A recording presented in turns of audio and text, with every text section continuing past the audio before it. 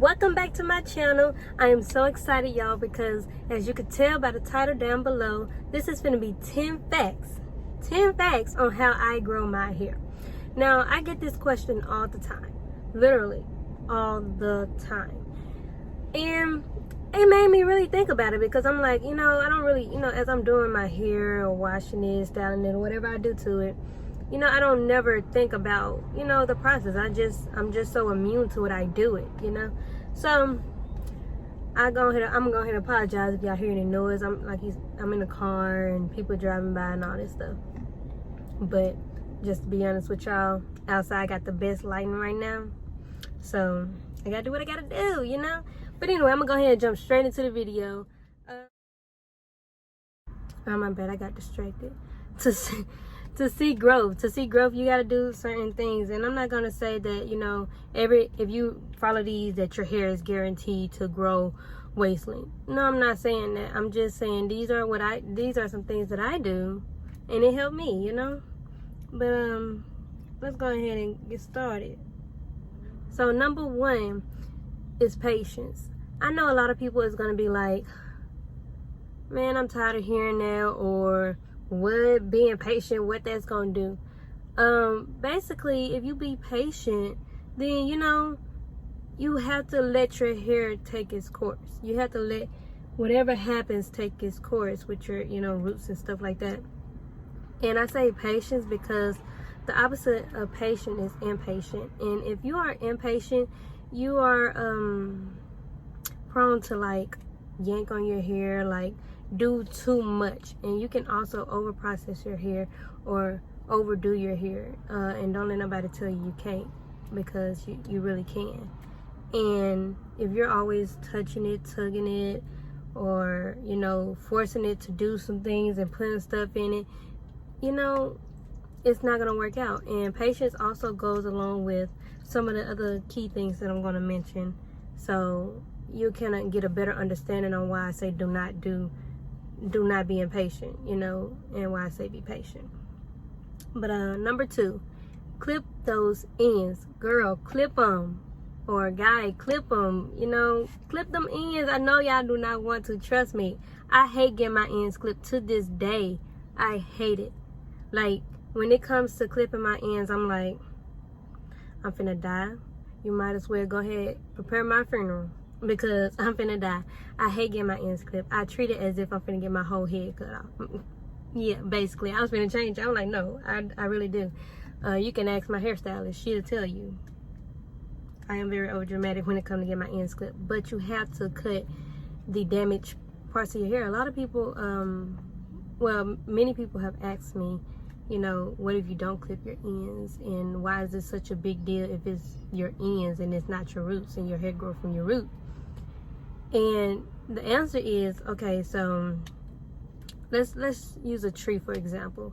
Okay, if it's, or no, let me use a plant. A tree is a plant, but I'm talking about like an actual like flower or something like that. Okay, so if you have a flower that's growing and something is bad in the inside or around it or whatever, it's gonna damage that whole flower. So you have to cut off the dead ends. So you have to clip your ends, or you're not doing anything but growing damaged hair at that point. Because if you think just because split ends are at the end, you sadly mistaken, because it can go up and make it it can make it much worse. Much worse. That is not even a word. It's much worse. Yeah, I get what I'm saying. But anyway, okay, so clip those ends, girl. Number three, I know when we get our hair done, we want to be like touching all up on your hair. But let me tell you, you cannot touch your hair. Please don't. Like I'm not saying that don't touch your hair ever, but consistently touching it, get off my fingers. But anyway, consistently touch it can damage it, because you're yanking on them and creating split ends, or creating broken ends or whatever, and now your hair is uneven, or anything can happen if you touch your hair too much. It's a lot of friction going on. It's a lot of too much. I don't know how to explain it, but it's just too much going on. So when you touching your hair, you know, consistently anyway, that's not a good thing. Now, I tend to touch my hair sometimes, but I have to limit myself. Y'all forgot to do number 4.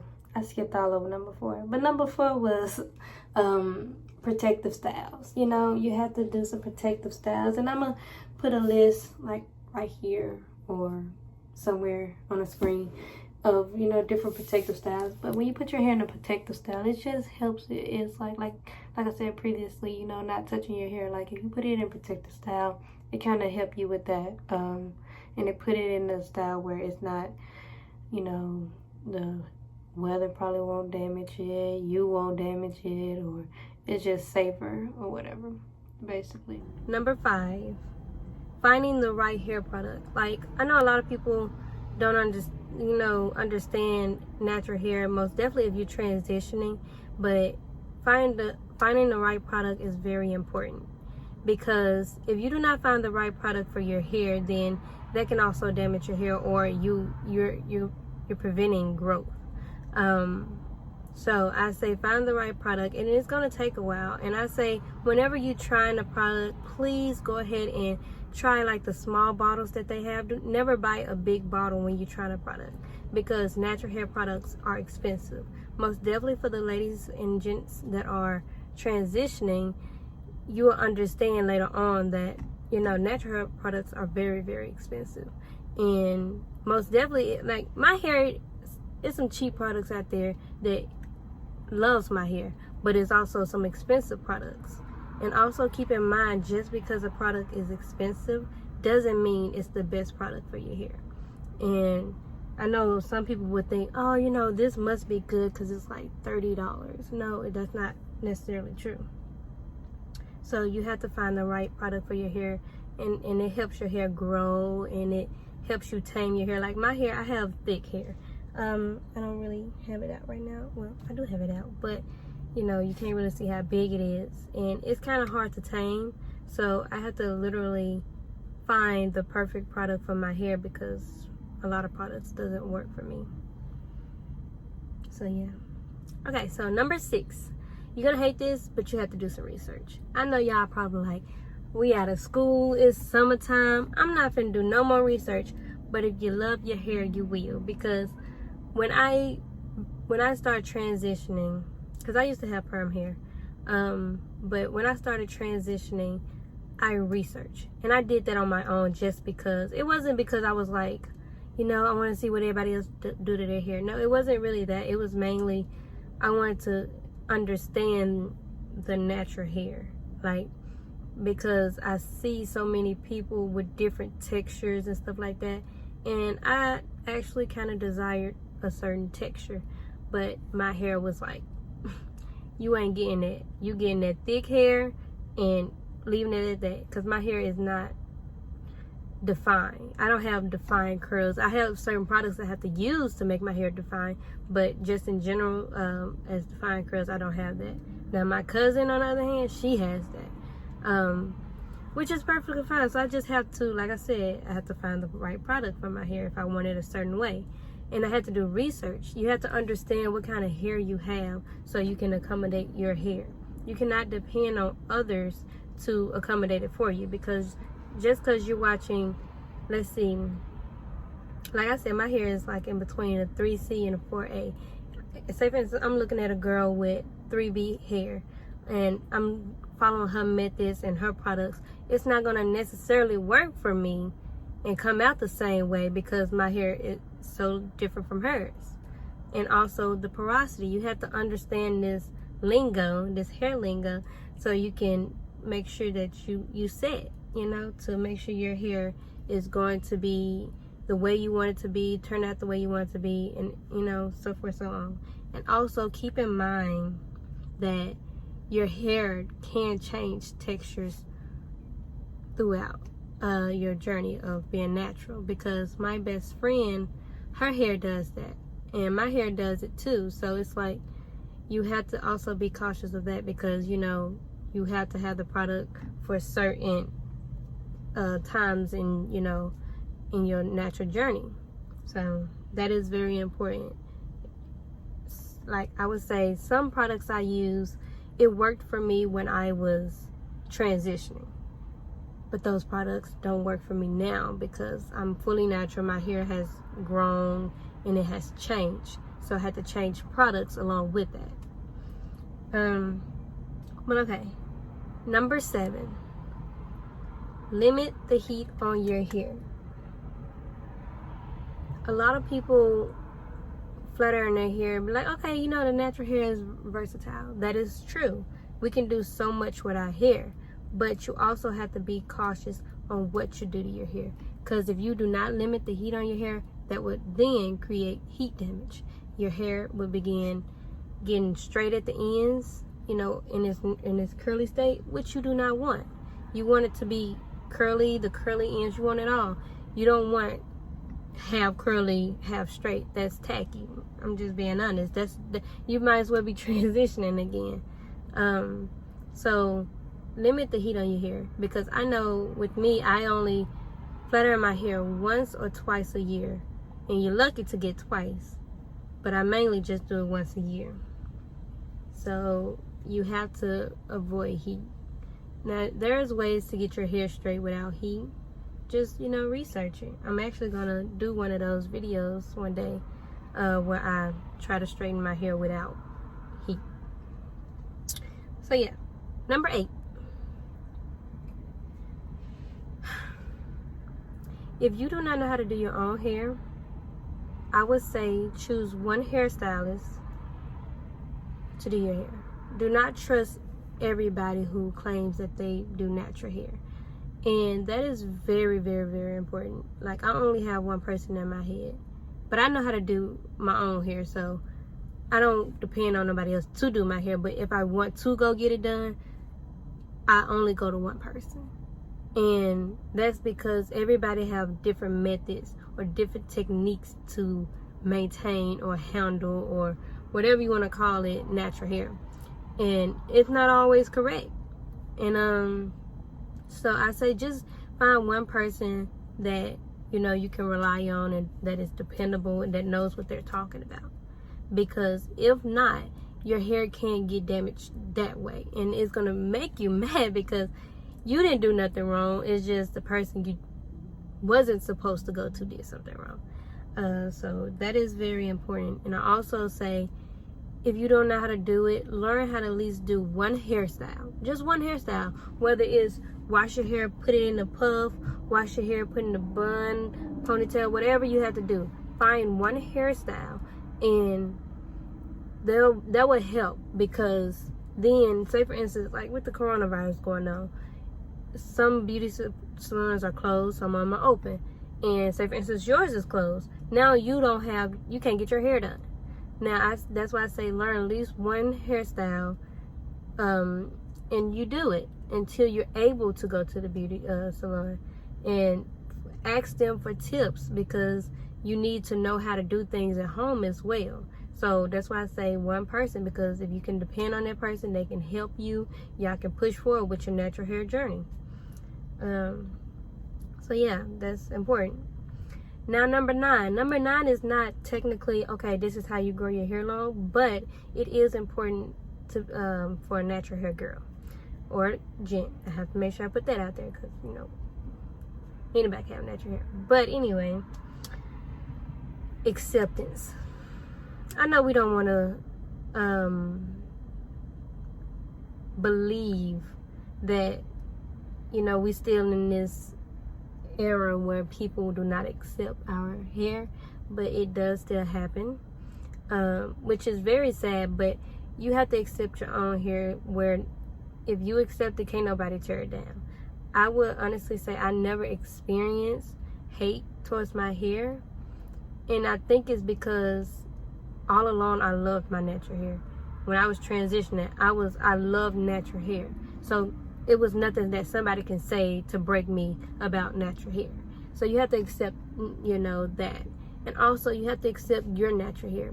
Like I said, I was the type of person, I wanted my hair to be super defined. I wanted it to be curly. I wanted that water look, you know, the wet wave thing that they call it.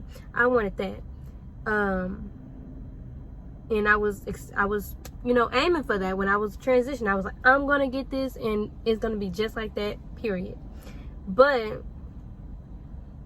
God had other plans for my hair. Like, he was like, no, you're not gonna get that. You're gonna get the thick hair. And like I said, it's hard to manage, but at the same time, I'm very appreciative of my hair. I love my hair, and I would not trade it for nothing. Not even the water wave at this point. Because I realized, like I said, with, you know, tip 5, that I had to find the right product. If I want this look, I can wear this look. But guess what? I still love this look too. So my hair can do multiple things. And it came with acceptance. And a lot of people make people feel as if your natural hair is not classy. Baby, your natural hair is classy. It's a statement, okay? That's why I say I don't flat iron my hair all the time. You know, some people try to tell me to flat iron my hair for certain events. No, Aisha don't do that. I don't do that at all, because I can make my puff look classy. I think I look classy now, don't y'all think? But I just, you know, you have to do what you want to do, not what somebody else want to do. So acceptance is very important. And also, when you start to accept your hair, you kind of gain a love for it, and your motive on keeping it up and growing it increased. I'm just being honest. But okay, the last thing is tension free. Number 10, tension free. Do not put too much tension on your hair, because it will fall out. I hate to say it like that, and I'm not talking about like all your hair is gonna fall out, but if you put so much tension on your hair, you're stressing your hair out. You don't like to be stressed, so why are you stressing your hair out? Like, it's like, okay, I understand people say the tension method when they trying to stretch it and stuff like that, which is perfectly fine, but pulling on your hair and creating so much tension, it can really break off your hair, and you're going to see a lot of shedding when you're washing it, which is not necessarily good. I mean, it's normal for your hair to shed, but it depends on the amount that is shedding. So I would most definitely say, don't put too much tension on your hair. Definitely around this right here, let me tell y'all, edges would say bye-bye. Edges are unfaithful. I'm telling y'all, edges are unfaithful. Because if you put too much tension on them, they're going to be like, I'm out. Not saying that they can't come back, but they can. But I'm just saying, you don't want to deal with that. I haven't experienced it, but I know people who has. You don't want to deal with that. So do not put so much tension on your hair. Just breathe. When it comes to your hair, just breathe. It's not much you have to do to make it grow. Just treat it like a plant. You know, take the steps to make it grow. You know, it's not that hard. And also keep in mind, everybody's hair is not meant to be long. So when you figure that out, and when you know, come to grips with that, you understand. Love your hair for what it is. If it's short, medium, long, it's beautiful. Just make sure you take care of it. That's all that matters. But yeah, that's the 10 tips that I have to grow your hair. It's very simple. Don't overthink it, because it's really not hard. I think you make it hard because you want somebody to hand you the formula, like, okay, A squared plus B squared equals C squared, and that's how you get it. No, but the hair is not like that, because like I said, natural hair changes. You cannot depend on one formula to change your entire life when it comes to your hair. You just have to really be patient, honestly. You have to just let it run its course, and you just do what you gotta do. But I will have more videos on hair where I will actually show you things. But if you have anything in particular that you want me to show you, just go ahead and comment down below. And I will do that, because I want to do different things to my hair, and I want to show y'all how my hair is. And I also know different people that have different textures, and I can also try to accommodate your hair texture by you know, demonstrating on somebody else. Just let me know what y'all want me to do. But that's about it.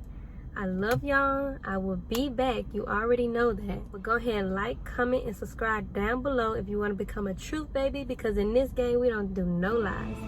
But I'm out of here, y'all. Bye.